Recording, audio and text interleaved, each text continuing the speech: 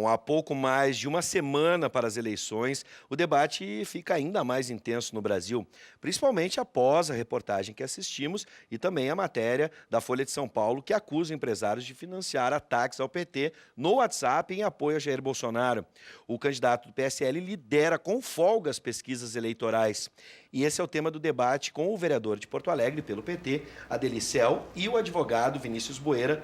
Boa noite, sejam bem-vindos. Obrigado. Boa noite, obrigado pelo convite. Bom, e você de casa pode participar do nosso debate pelo 99588-2374. Esse é o WhatsApp, é pelo aplicativo, mensagem de texto, você manda pra gente, né? 99588-2374.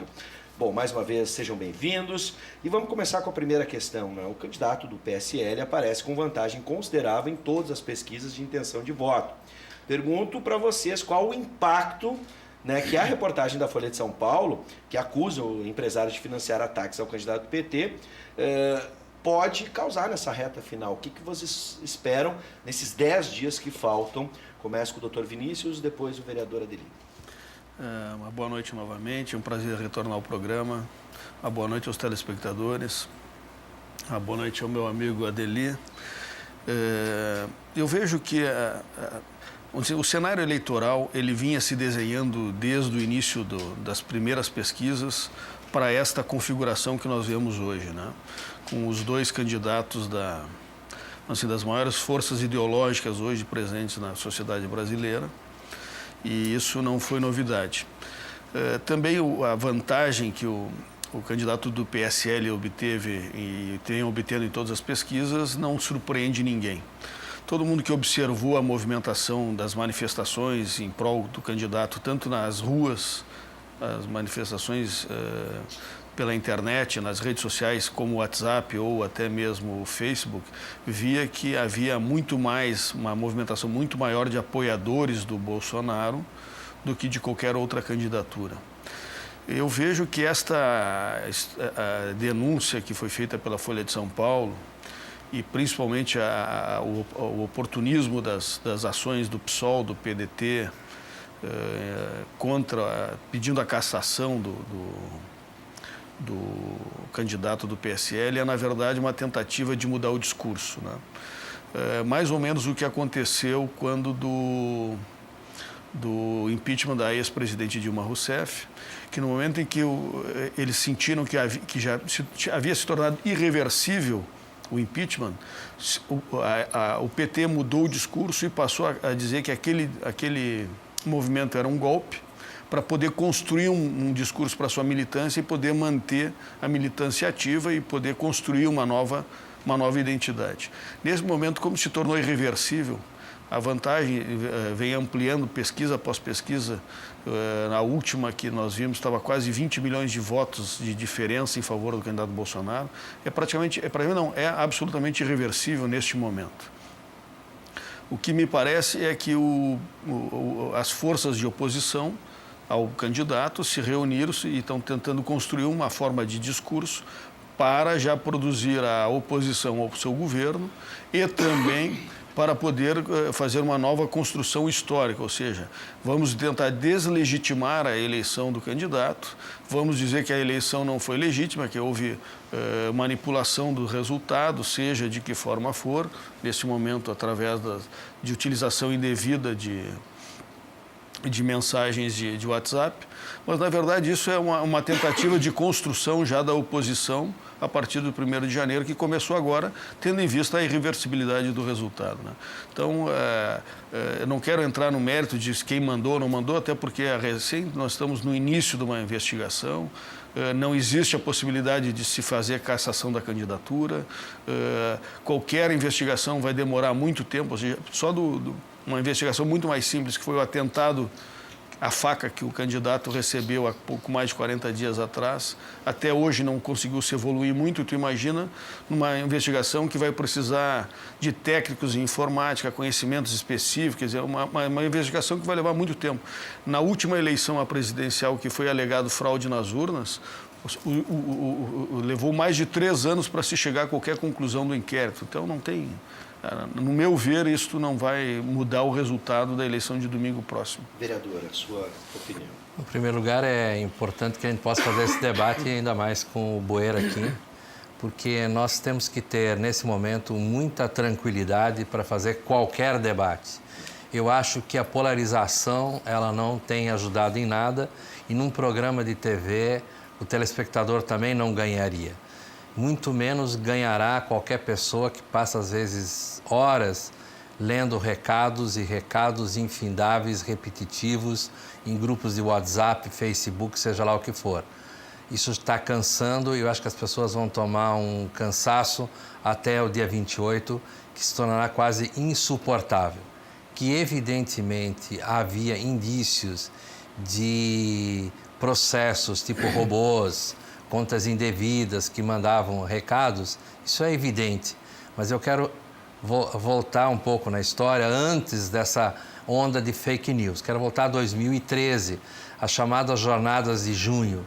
Eu fui talvez um dos poucos de esquerda do PT a bater radicalmente contra o endeusamento que alguns setores da academia, da esquerda e outros nem tanto de esquerda fizeram daquele movimento, como era um movimento ultra legítimo que vinha das ruas, etc. e tal, que pegou carona na questão do passe livre.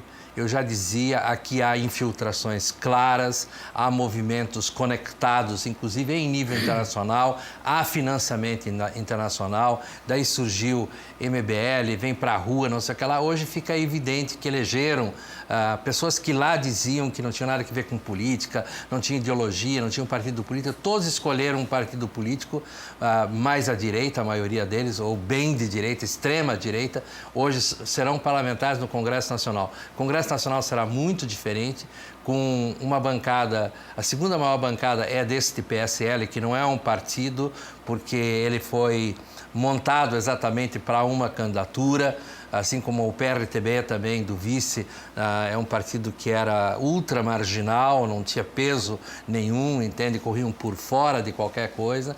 E vão ter hoje, o PSL vai ser a segunda bancada, a primeira continua sendo o Partido dos Trabalhadores. O centro diminuiu muito, também porque se omitiu em alguns momentos, ou até como foi a confissão recente do Tasso Gereissati de que propuseram pautas-bomba para detonar, em última instância, o governo da Dilma Rousseff.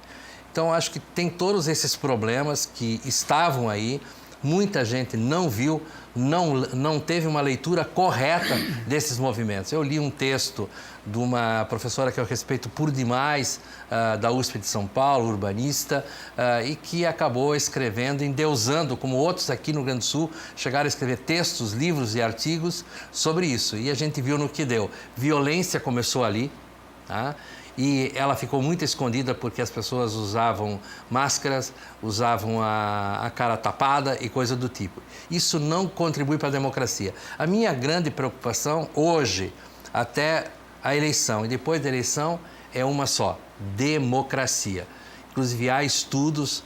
Recentemente, o Instituto Fernando Henrique Cardoso trouxe para o Brasil um estudioso da América Latina, o Stephen, que escreveu, junto com um colega dele, um livro Como Morrem as Democracias, ou algo assim. Virou um best-seller. Até depois eu vi um vídeo dessa conferência que ele deu no Instituto Fernando Henrique Cardoso, onde ele detonou com o candidato PSL, isso que ele não é um sujeito nitidamente de esquerda, ele é um pesquisador. Ele fez críticas ao PT também, fez algumas críticas mais ou menos na linha do Boeira sobre a questão do impeachment, que eu não concordo. Eu acho que isso está dentro de um processo todo, tá?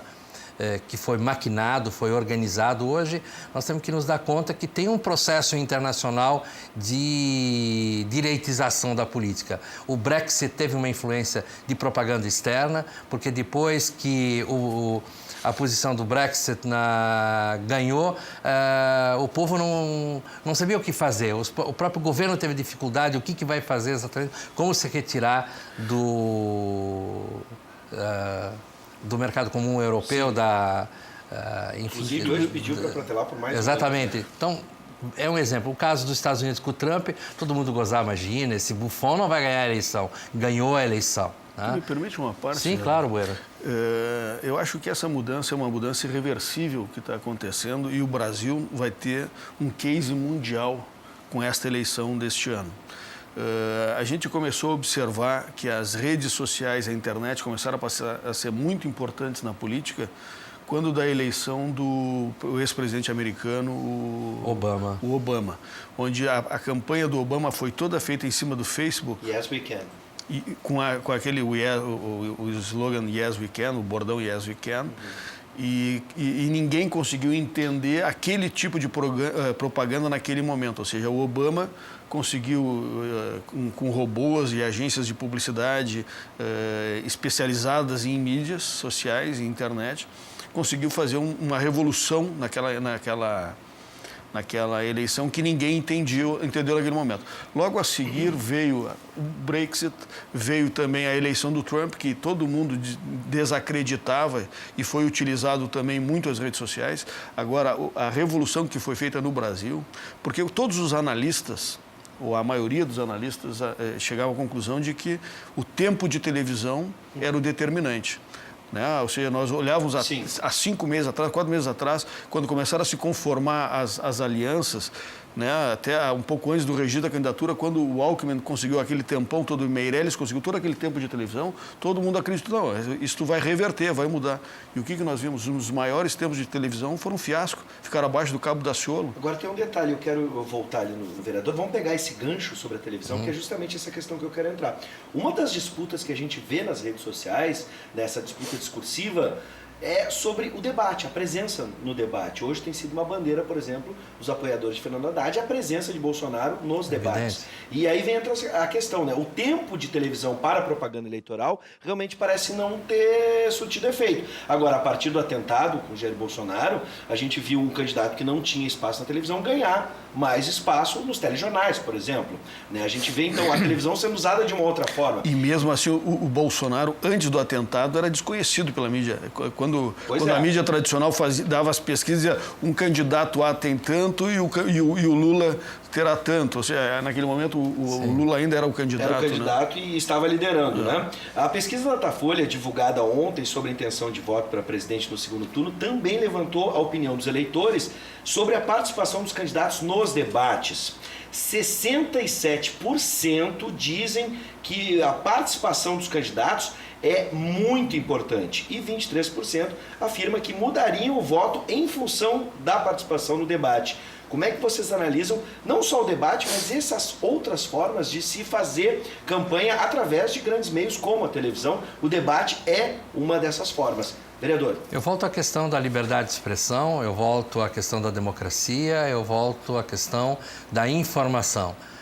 O jornal que todo mundo dizia que estava morto, ele não morreu, o livro físico não morreu, a televisão também não morreu. Elas perdem um pouco, perdem mais e vão perder cada vez mais espaço para novas mídias. Hoje pegou aquilo que a gente dizia, puxa, quando o Obama começou com Yes, we can, nós podemos, a gente achava que isso ia se transformar para o Brasil automaticamente ou para outros lugares. Não, demorou. Lá já teve uma participação muito grande, na época havia o Facebook. Hoje, com a facilidade dos grupos de WhatsApp, entendeu? Isso criou uma dimensão. Eu acho que o Bueira tem razão numa coisa. O Brasil será, mais uma vez, como foi em alguns outros momentos, tanto que nós temos vários brasilianistas que estudam o Brasil. O Brasil vai ser, de novo, um caldeirão, né, de possibilidades de análise que aqui eu acho que se juntou nesse momento, nessa campanha. E claro, eu não sou daqueles que vejo fantasmas em qualquer esquina, mas esse sujeito que esfaqueou o Bolsonaro, ele acabou contribuindo para tudo isso que está acontecendo hoje. Voluntária, involuntariamente, maluco, não maluco, se ganhou, se não ganhou, não interessa. Acontece que esse fato gerou um elemento novo na política. E, mais uma vez, eu quero dizer, as pessoas deveriam ter a possibilidade de andar na rua sem segurança, sem ter violência. E isso não é mais possível, tá? Não é mais possível numa campanha. As pessoas estão à mercê da maluquice, da sectarização, e eu acho que depois do dia 28 isso não para. Vai ter outro tipo de modalidade, talvez, de participação nas redes sociais, mas dependendo do resultado, a violência tende a crescer. E no caso do debate, é imprescindível? Eu acho que o debate, em princípio, é a democracia. Por isso que eu comecei com a questão. Liberdade de expressão, democracia. Tem que ter debates. Sim. A pessoa não pode se esconder. E também não pode dizer uma coisa no passado e negar no presente. O que a gente tem visto nas últimas eleições? Pegar as eleições de 2016 para várias prefeituras. Elegeram-se várias pessoas que não tinham tido nenhuma participação em campanhas majoritárias. Se elegeram prefeitos, 2 anos depois, a maioria das cidades, vamos pegar só o Rio Grande do Sul, esses prefeitos são um rotundo fracasso. No caso do debate, é fundamental a participação de Jair Bolsonaro? Eu não vejo como fundamental a participação em debates. Primeiro porque o debate é uma construção da sociedade e não uma obrigação, uma imposição legal. Não existe previsão legal para a execução de debates. E a história das eleições presidenciais brasileiras não são formadas por debates. Nós vimos o Fernando Henrique se recusando a participar de debates. Nós vimos depois o ex-presidente Lula se recusando a participar de debates. Nós vimos a Dilma Rousseff se recusando a participar de debates. E nessa eleição não foi diferente. Ou seja, mais uma vez, o candidato que está despontado na frente se recusa a participar de debates. Aconteceu em todos os momentos. O debate só ocorre quando existe uma possibilidade de reversão de resultado. Ou seja, quando os candidatos estão mais ou menos empatados, ambos têm interesse em debater na tentativa de reverter votos do seu opositor. Quando existe uma diferença muito grande, o debate só tende a favorecer quem está atrás. Porque quem está atrás já perdeu.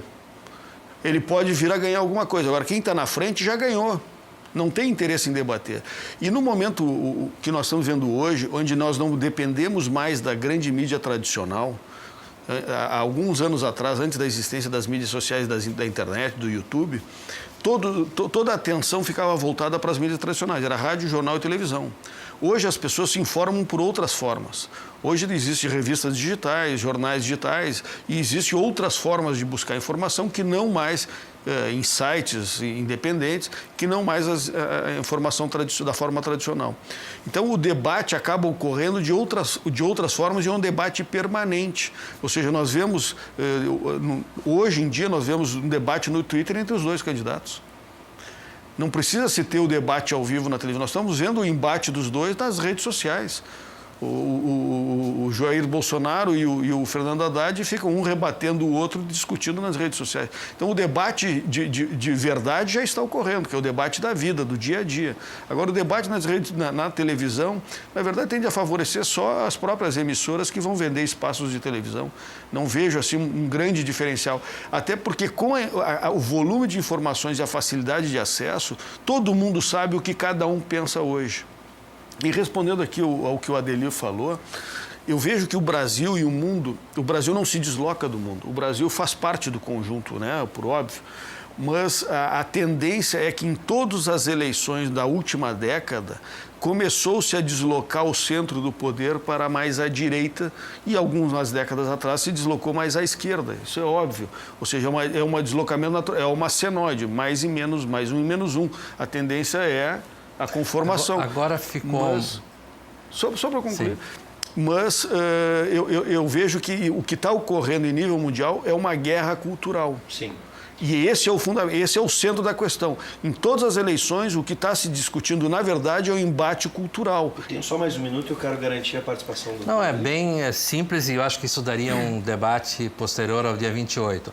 Há uma consolidação de uma direita raivosa, fascista, mas nós não podemos confundir com todo um grupo de pessoas que talvez votam num candidato assim e confundi-los enquanto tal. E tem gente do meu partido da esquerda fazendo isso. É um erro brutal.